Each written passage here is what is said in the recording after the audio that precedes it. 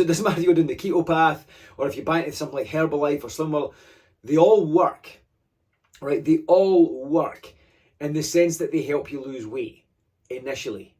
But the big thing that they've all got in common is they all normally go tits up.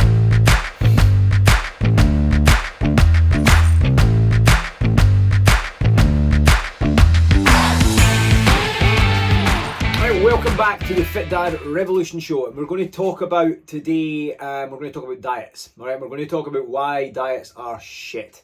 All right, so let's kind of have a look at what I mean by diets first and foremost, all right? So the word diets is a funny thing. In recent times, man, that's been really screwed over by the whole health and fitness industry, or the weight loss industry more specifically, right? Everybody's hopping on a diet in order to lose weight. So here's the thing, man. Everybody has a diet, all right? It doesn't matter like who you are. Everybody has a diet. Your diet is just the food that you eat, all right? But this whole movement that we've kind of adopted for losing weight is, we look at it as we need to go on a diet in order to lose weight, all right? So here's the thing with diets, man. Most of these diets that are out there are all out there to make money. to put it quite bluntly, man, a lot of them just are out there to make money. I mean, some of them are not, man. Some of them you can get involved in without having to pay a penny. I get that, but some of the kind of big branded ones where you've got to buy their products and you've got to do all this kind of shit, they're out there to make money. Like if you look at the big ones like Slim World and Weight Watchers, of course, man, it's only like £5 a pop to go and get yourself weighed on a Tuesday afternoon by Big Jenny, all right? But you've got to then go and spend a fortune buying all their shit. So you go and buy all the Weight Watchers or all the Slim World shit because you think that's what's going to help you lose weight. But if you look at it, it's got the same calories as the normal shit, and the normal shit costs half the price. So, these companies, a lot of these companies are just out there to make money, man. They couldn't give two hoots whether you lose weight or not, right? And more often than not, when you hop into any of these diets, what generally happens? Yeah, okay, sure, you'll lose a bit of weight, but you very rarely stick it, man, and you normally gain weight right back, like shortly after, and it then just becomes a whole pointless process, and you've got to do the whole thing all over again. And more often than not, you go and start doing the same thing again because it was working initially, all right? But when you take that approach to things, you end up just going round and round and round and round and round in circles, all right? So what I do want to kind of say before I kind of go any further than this, like, I'm not a massive fan of all these kind of different diets. I'm not a big advocate of them at all. I could see them all far enough, and I really wish that people would stop hopping into them because it's causing more problems than it is solving. But here's the thing with all these diets: it doesn't matter whether it's a paid one that you buy into, or whether you go down the keto the keto path. That's what I was trying to say. I was going to say bandwagon, but I came out with band. I don't know what I was going to say. So it doesn't matter if you're doing the keto path, or if you buy into something like Herbalife or Slimwell. They all work, right? They all work in the sense that they help you lose weight initially. But the big thing that they've all got in common is they all normally go tits up. Right? It's only a very small portion of people that can actually maintain what they achieve with these things over a long period of time. Most people fall off track after maybe 3 weeks, 4 weeks, maybe a couple of months, when they get to a point where they realise it's just shit. They're not enjoying it, they're hating their life, they're having to cut out a lot of the food they really enjoy eating, and it's just, they can't keep it going. All right, they end up having a donut and it's like massive implosion. All right, everything goes tits up. They then have another 10 donuts plus a kebab, then a Chinese. They wash it down with a bottle of Iron Brew. If you're not from the UK or from Scotland, Iron Brew is like our national drink. Then they end up just gaining loads of weight back. All right, so it ends up just being this complete waste of time. You've not really made any real progress, and you're just more stuck than ever before. All right, so when we look at that approach, yes, they do work, but do they really work? All right, if you've got to keep on going back and doing them again and again and again, do they really work? All right, so that's where I've got a massive problem with the diet industry or the health industry when it's trying to kind of sell you a product that they don't really give a shit if you make progress or not. All right, as long as you keep coming back and paying your money again and again and again and again, it lines their pockets. All right, so let's look at the next approach that people will take, right? When they don't buy into a paid fatty diet and they just try and think, I'm just going to start eating clean, I'm going to eat healthy, I'm going to just reduce my calories. So that's awesome, that's really great. But people do this in one of two ways, all right? Again, they take the really extreme approach where they'll just restrict everything they eat and they'll eat a really boring, bland diet. They'll have like salads for lunch. There's nothing wrong with a salad, I quite like a salad. But they'll just have a really boring salad for lunch, then they'll maybe just have chicken and vegetables for their dinner with maybe a wee scoop of rice. and it tastes like shit. All right, they think that chocolate bars and donuts and kebabs and things are all off limits. They can't have that kind of stuff. Like, I mustn't have that. I can't eat that. I can never eat that stuff. I'm trying to lose weight. I'm on a diet. I mustn't eat that stuff. But then if you do eat it, it ends up being a massive problem because you think you've ruined all your progress. All right, you end up being in this guilt trap where you've maybe been doing really well for a few weeks, but then you have a bit of a slip. You fall into the guilt trap, and then all of a sudden you're back in that big spiral again. All right, so massive restriction where you cut out all the foods you want or all the foods you enjoy. Again, it doesn't really work. All right, it normally leads to a binge later on down the line, right? More often than not.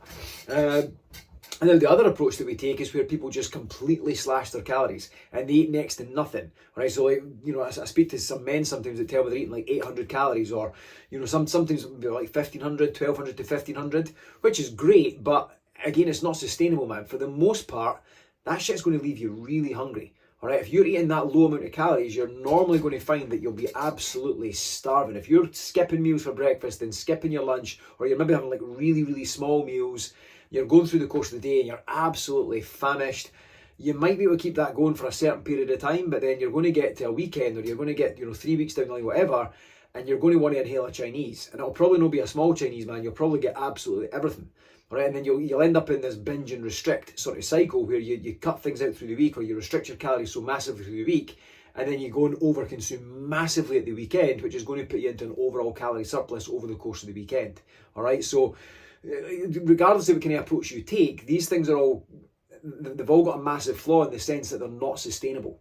All right, now let's just go into the kind of calorie restriction aspect just a little bit deeper for a wee second. And this is why this is not, if you look at calorie restrictions, one of the things that I promote to my clients, I've got two ways of working with clients when I work with them. We either get them on calorie counting straight away, where we give them a calorie amount to hit and a protein amount to hit. As long as they hit those two numbers, then we're pretty golden.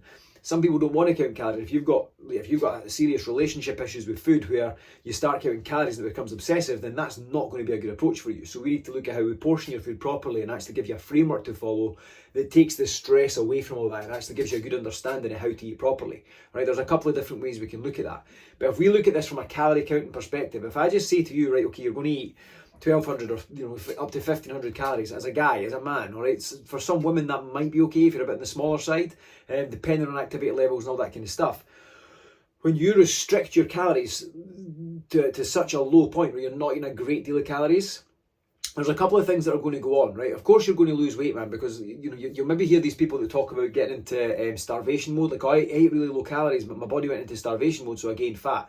That's a load of shite. That doesn't exist, right? That's not a thing. If that was a thing, we would have a bunch of Ethiopians that were fucking morbidly obese, all right? That's not the case. It's not the case. These people are starving. They're absolutely famished because they're not eating enough calories, all right? But here's what happens, man. When you restrict your calories massively, for most people, they're probably not doing it the right way. They're probably not getting the right balance of food. So they're not going to be eating anywhere near enough protein that they need to eat. So when you then go and when you restrict your calories so in such a massive way and you're not getting the right amount of protein is the nutrient that we use to build and maintain muscle. So if you're going to the gym and you're working out and you're lifting weights, if you're not eating the right amount of protein, you're not going to build muscle. It's just not going to happen. We need to make sure we're eating the right amount of protein in order to feed the stimulus. So muscle growth comes because of stimulus. So when we lift weights, when we push ourselves in the gym, that starts that kind of muscle building process. We then need to give the body protein to feed that process, to help it along the way. All right. If we're not getting the right amount of protein, that's just never going to happen. But if you're not lifting weights, if you're just doing it from a dietary perspective and say you're going out walking, or maybe, like, heaven forbid, you think that running's the way to go, right? And this is not me shitting on running. Running's a great tool to use, but it's just not the most efficient for fat loss. And it actually ties in perfectly to what I'm about to speak about. When you restrict your calories to such a massive level where you're hardly eating anything at all, you're probably not taking anywhere near enough protein. You're also not taking enough calories for your body, which means you're going to be tired, you're going to be hungry, you're not fueling your body the right way, so you're probably not going to be as active as you normally would if you were eating more calories. All right, it's like a car with no fuel. If you don't put fuel in a car, it's not going to move. All right, I'm not likening the body to a car because it's nothing like a car, but it's a very simple analogy for you to think about. If you don't fuel your car, it ain't going to move. If you don't fuel your body properly, you're probably not going to get the best out of it. So if you just massively restrict your calories and cut everything down, all right, let's take away from the fact that you're going to be really hungry, you'll probably binge. Let's move away from that and just talk about if you're able to maintain that long term. What then tends to happen is, because you're moving a little bit less, you're not moving your body as much as you could be throughout the course of the day. and you're eating less calories than your body needs, your metabolism starts to slow down. It starts to naturally slow down. And if you're not eating enough protein on top of that, you're not then going to maintain the muscle mass you have. So yes, while you're maybe going to lose weight, you're not only going to lose weight from body fat, the initial weight you're going to lose when you first start that approach is going to be water weight. You're going to lose weight really quick. It's probably going to be water weight. It's not probably, it's going to be water weight, right? That first sort of 5 up to 10 pounds that you lose really fast over the first few weeks, that's almost always water weight.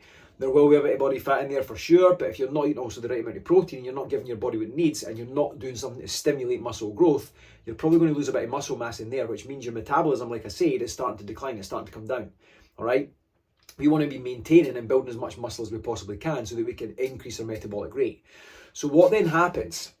We've just gone through this process where you've dieted down, you think you're doing really well, you're restricting your calories, you're starving, you're famished, you're like, oh my fucking God. But your metabolism started to come down, you're moving a little bit less, and then all of a sudden you hit that weekend where you think, fucking hell, I can't take this. I need to have a Chinese, I need to have an Indian, I need to inhale a pizza, like whatever it may be. I mean, let's be honest, man, it's not probably going to stop at that one meal. You'll probably have some ice cream, you'll probably have some juice to go with it, or maybe a few beers. Then the following day, you'll maybe have a cooked breakfast, and you'll maybe have a couple of bits of chocolate with the kids. You'll maybe have McDonald's for lunch. All right, so that one little cheat meal that you've had on a Saturday night or a Friday night, whenever you have it, turns into a weekend of nonsense. All right, so you end up then massively over-consuming food.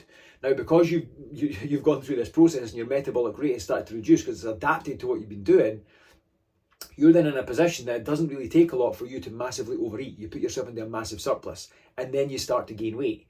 And all of a sudden you look at this and go, oh shit man, I'm not losing weight. I'm restricting my calories. I'm not eating all that much. I must have to cut my calories again. So it then becomes a race to the bottom where you're then just slashing calories, but you're never ever going to get anywhere. All right? You're never ever going to, you're farting against thunder. Right, so there's only so low you can cut your calories before you hit a point where you're just going to have to starve yourself. Right, and that's not where we want to be, and nobody's going to hit that point because we've got food readily available. Right, you're not going to hit that point where you hit starvation because you're going to go and eat. But then when you then go and stuff your face, you're probably going to stick some weight on. So you're then going to just look at it as another thing that's failed you, another thing that hasn't worked.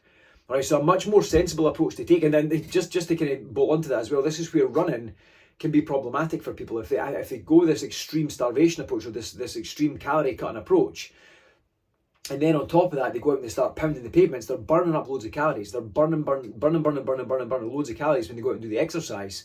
And in addition to the fact that when I spoke about not eating enough protein, not eating enough calories, you're going to start to pare down muscle mass. When you go out and run as well, your body's going to start taking away the tissues that it feels it doesn't need. Right, at that point in time, you're going to get, your body doesn't feel like it needs all that extra muscle, so it's going to start to kind of pare that down. And this is why we end up seeing people being quite skinny fat. Right, they've maybe got a small frame, but then they've got a wee podgy belly and a set of man tits. Right, because they're not doing the things that the body really needs to actually maximise, first and foremost, the right kind of weight loss, more so fat loss than weight loss, but also to kind of build and maintain muscle, which as we get older is massively, massively important. We need to maintain as much muscle as we possibly can and then possibly build upon that. Right? Not just for the fact of keeping our bodies looking strong, but it's also really good for your bone health as well. All right, so a much, much better approach, instead of just absolutely slashing your calories right down as low as you can, what we need to do, the first thing we need to do, and one of the first things I do with our clients, is we get them to a maintenance point. Let's find out where you're maintaining weight. And if you're right now, if you're in a situation that your weight hasn't gone up or down for the last 6 months, you're probably in maintenance. So that's cool, man. But we probably need to have a look at what you're doing diet-wise and start to switch a few things around. So instead of us starting to cut calories away, one of the first things we do with our clients is we get them to add more food in, right? Which sounds really counterintuitive. You're going to look at me and think, why would I add more food in? That's not going to help me. I want to lose weight, right? But I don't just mean by eating like another pizza or another cheeseburger. I mean, we look at your diets. Right? Where in your meals, where in your day can we start to add in more protein? Can we get you eating more protein at breakfast time? Like if you're having a big bowl of Cheerios for your breakfast, or maybe a bowl of porridge, yeah, cool man, porridge is super healthy, but there's not a lot of protein there. So can we switch out the porridge and get you having something that's a bit more like heavily protein focused, like some maybe Greek yogurt and a protein shake, or Greek yogurt and a couple of eggs, or whatever it may be, just to give you that more protein heavy meal. All right, let's kind of front load your day with protein. Let's get you started on the right foot. Then from there, how can we add some protein into your lunch? Instead of having that big greasy sausage sandwich that you had from the burger van at your work, can we maybe just get you taking in a chicken wrap? You know, like prep at home, taking a chicken wrap with you, so you've got it's still a bit lower in calories, but because you're adding more protein, the overall volume of food is going to be a little bit more, right? Because you'll be able to eat more for the same calories. Instead of that sausage sandwich, you'll be able to eat more for the same calories than you would with the chicken wrap than you would with the sausage sandwich, right? I'm just using these as an example. I'm not saying that's what you do eat, all right? But let's look at where we can start adding more volume to your food while still keeping the calories on the lower side. All right. Then the same with your evening meal. How can we change your evening meal to add in more protein? Right. The next thing we'd look at is how can we add in more veg? Can we get you eating more veg? You know, maybe some salad with your lunch. Now, I know I spoke about salad earlier on. So no, you're just eating salad is boring. You can make salad exciting. You don't have to eat a boring salad. All right. But can you have like a buffalo chicken salad and a couple of slices of toast? Do you know what I mean? Something to make it a little bit more kind of interesting. For your dinner, can we add in a whole pile of broccoli, or maybe cut down on the chips, or cut down on the potatoes, or whatever you would normally have? Let's start to reduce those other things, but increase your protein intake, increase your veg intake. And what then tends to happen is we don't eat any more calories than we were eating before. In fact, we probably eat slightly less. So if you're already eating at maintenance, if your diet, if you weren't gaining weight, you weren't losing weight, you were just kind of staying the same all the time, you're already eating at maintenance. Your calories are where they need to be. But by us just adding in more protein, adding in more veg, and slightly reducing the other things, you'll naturally see that the overall volume of food you get to eat is going to be more. So you're not going to be hungry, you're not going to be starving yourself, you're going to feel full, you're going to feel satisfied, but you're going to start to reduce your calorie intake. But instead of slashing it down to 1,500, let's say you're right now you're eating 2,500 calories. So all of a sudden we start to just change things around. We just start to adjust your protein intake, start to adjust your veg intake, getting you eating more of that kind of stuff while reducing everything else just a wee bit. We then take your overall calorie intake from 2,500 maybe down to 2,200. So we've just cut that by 300 calories.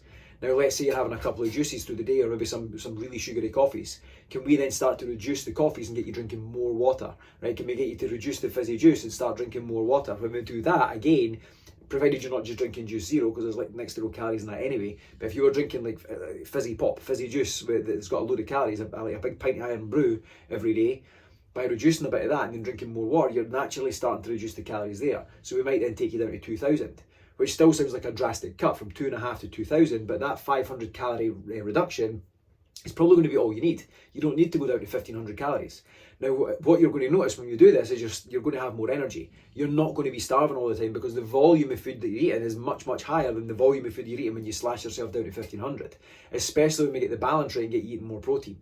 Then from there, you're going to have the urge to want to be more active. All right, you're going to feel more energetic. So if you're already walking at 1,500, cool man, you might be able to walk a little bit more. But you might then find as well that when you get home from work, instead of like, oh, I've done my steps, I'm knackered now, when I sit down and just chill out, you might feel a bit more inclined to get up and do something. You might want to go and play with the kids, or you might think, do you know what man, I quite fancy doing some resistance training. I'm going to do some push-ups and some pull-ups. Or if you've got a gym membership, I'm going to start going to the gym, man. I feel really good. My motivation's getting a bit higher. I feel more energetic, right? Because here's the thing, man. Everybody comes to me and tells me they've not got motivation to start working out or start exercising. But then I look at the calories they're intaking, and they're either eating really, really shit food all the time. And I'm not saying there's anything wrong with having like a McDonald's or a pizza or anything like that. I love all that stuff. Not so much McDonald's, it's shite. But I like a pizza. I like a Chinese takeaway. I just don't eat it all the time, because if I do, it makes me feel like crap the next day. Alright, so if your diet's made up of really shit food all the time, like loads of chocolate, loads of biscuits, loads of really deep, heavy fried food, you're not going to feel the best the next day. Your energy levels are going to plummet.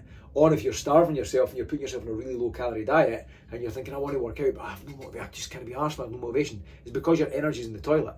Let's get your energy levels back up, and then from there we can start to work on the motivation thing, because I've got my own theories around motivation. There's things that we need to do to make sure that we're getting the best. I don't even know what I'm trying to say. So we're not just relying on the motivation thing, all right? So we actually put ourselves in a position to do stuff even when we don't feel motivated. Right? I've got strategies around that, and I've actually done a podcast on this, I think, 2 weeks ago. So if you go back and listen to that, I speak all about how to get motivated when you just can't be arsed, all right? But a big part of that is going to be your energy levels. So if your diet's really shit and you're eating really shit food, your energy levels are going to be in the toilet. Or if you're starving yourself and you're not eating enough food, your energy levels are going to be in the toilet. So you'll struggle to find that motivation to get yourself moving. Once you bring the energy up, you're naturally going to start to feel, I feel like I've got more energy, I can do things, I can actually go and start doing whatever. Whether it's going to the gym, playing with the kids, going for a run, like whatever it may be, you'll naturally start to find that your motivation's that wee bit higher. All right, and the beauty of this as well is because you're not eating such a massively restricted calorie diet, you're not going to see those big adaptations when it comes to your metabolism, all right, especially because you're eating enough protein. So you're going to maintain what muscle mass you've got. You're eating enough protein to keep your metabolic rate up. In addition to that as well, the more protein you eat, your body's got what's called, each food's got what's called the thermic effect of food, which is just the body's, the rate that the body burns food, right? The amount of calories the body uses to burn food. When you eat more protein, your body has to work a lot harder to burn and digest protein. So naturally it starts to, it uses more calories, so it's naturally starting to increase your metabolic rate, right? So not only going to maintain muscle mass, which keeps your metabolism firing properly anyway, you're going to get a bit of an increase just by eating protein on its own. So making sure that you get enough of that in your diet is absolutely vital. Right, and this is why starving yourself and restricting your calories massively is never a good idea. Right, so when we take you down that sort of maybe 300 to 500 calorie deficit, that then puts you in a position where you're going to be steadily losing weight. And you might not lose every week, man, and that's totally cool, all right? People look at this and think, oh, I need to be losing every single week. There's some weeks, especially if you're lifting weights, there's some weeks where you might not lose weight, man. The scale might go up, but your inches are coming down and your muscle mass is getting more and you're getting stronger in the gym. That's a good sign, man. That means you're burning fat, but you're actually gaining muscle at the same time. So that's a really good sign, all right? So, like, don't always just rely on that number on the scale, but that's a story for a different podcast. I like to digress on these things. I go off in tangents. I should have notes so I can keep myself on track. But yeah, so when we hit this sort of 500 calorie deficit, your body's not going to have a massive adaptation. You're not going to go through this massive adaptation, and then in addition to that, you're not going to be starving, so you're probably not going to have the same desire to go away and binge. All right, you're not going to want to go and stuff yourself. It's like, oh, I'm really, really hungry. I'm going to go and stuff my face. I'm going to inhale all the pizza and all the Chinese. You're not going to have the urge to do that. All right, because you're actually feeding your body properly. You're giving your body what it needs. Now, another massive aspect of this that I have to really emphasize is, you know, when I work with any of our clients, we don't restrict in any way, all right? So if we want to have pizza on a Tuesday, man, we have pizza on a Tuesday, all right? If we want to have a bit of chocolate, we have a bit of chocolate. Because like I said at the start, man, if you're cutting everything out your diet and all the things that you love out your diet and removing them completely, you'll maybe last at that for so long, but it's only going to be a matter of time before it goes tits up, and you'll want to binge on these things because you've just cut them out, all right? It's a natural thing. It's like if you say to her, I've got a 5-year-old daughter, man, if you don't know already, I've got a 5-year-old girl, and if I say to her, Cameron, don't do this, what's the first thing she does? Like every time, man, if there's a big red button, I say, don't push that button or we'll all blow up. She'll be like, cool, Dad, cool. The minute I turn my back, she'll be like straight away. Like every time. I told her the other week, we pulled something out the oven and I said, great, Cameron, whatever you do, don't touch that because it's really hot and you'll burn yourself and it'll be really sore. Okay, Dad. 2 minutes later, hands right on it. What? Did you think I was lying? All right. So inside you've got one of those little people. And if I say to you, right, you cannot eat chocolate, you cannot drink beer, you cannot eat pizza, and you can't eat Chinese, the only thing you're going to be thinking about is chocolate, beer, pizza, Chinese. Oh my God. And you'll do all right for a few weeks, but then all of a sudden, somebody will order a Chinese and you'll be sitting next to them and you'll have to have one. Right? But you'll not just order a wee one, you'll order the biggest thing going because you think, well, if I have it now, I might as well make the most of it because I'm not going to have that again on Monday. All right, that's why if you open a packet of biscuits and you've got this belief in your head that you can't have any biscuits, you're not stopping at one biscuit. You're going to eat the whole packet because in your head you think, well, I can't leave these sitting now because if I leave them sitting, I'm going to want one another day. I might as well eat the whole packet now, get it out the way, and then I can start again on Monday. I'll start back to starvation again on Monday. I can start restricting that. But that'll probably not stop there either, man. You'll probably have the packet of biscuits and you'll think you've ruined your progress. So then you'll go, fuck it. You'll hit that big red fuck it button and you'll start stuffing your face with everything. Because, well, why not just make the most of it for the whole weekend, right? So when we go through this process with our clients, like the very last thing we want to do is restrict their eating. We want the whole point of weight loss should be to eat as much food as humanly possible while still making progress towards your goals. All right, so the first thing to look at is obviously the nutrition. Get them eating enough food, get them eating a higher volume of food that's then going to start to naturally bring their overall calorie intake down by anywhere from 300 to 500. It's probably a good safe amount, all right? Anything lower than that, we would only do for a short period of time before we do a bit of a refeed to get things back up and running again. All right, we want to give them a bit more calories then moving forward. Then from there, we get them walking more, we get them getting some steps in, getting them a bit more active day to day because that combined with the food is going to make the biggest difference. All right, it's not, you can't out exercise in a bad diet. So you can't be going to the gym and be like, right, I'm just going to crucify myself in the gym to lose some weight. It's not going to work that way. Right? If you go down that path, then man, you're going to burn yourself out, because you're going to have to exercise a lot, especially if your diet's still shit. So let's fix the diet part first. Let's get you moving a bit more in general day to day. Let's get you out walking more, just generally moving around the house, playing with the kids, doing some housework, whatever it may be. Let's get you focused on that, and then from there we would then start looking at getting you building some muscle. So getting into the gym and actually lifting some weights, or training at home and doing some body weight work. And that's what's going to then start that stimulus to start building muscle. The more muscle you have, the faster your metabolism is going to run. You can then start to eat more food again. All right, we get you eating more food on top of that. So, like I say, man, the very last thing I would want you doing is cutting your calories so low that you're going to get to a point where it's going to cause you problems. Because you'll marry, of course you'll lose weight, of course you will. All right, of course you'll lose weight. But then as soon as you go and refeed yourself, or you stop your diet, like heaven forbid you stop, right? Because this is something I need you to get into your head. Weight loss isn't a one and done thing. Once you hit your goal, you need to then adjust and keep on going. If you slash your calories down so low, like what's the next step for you?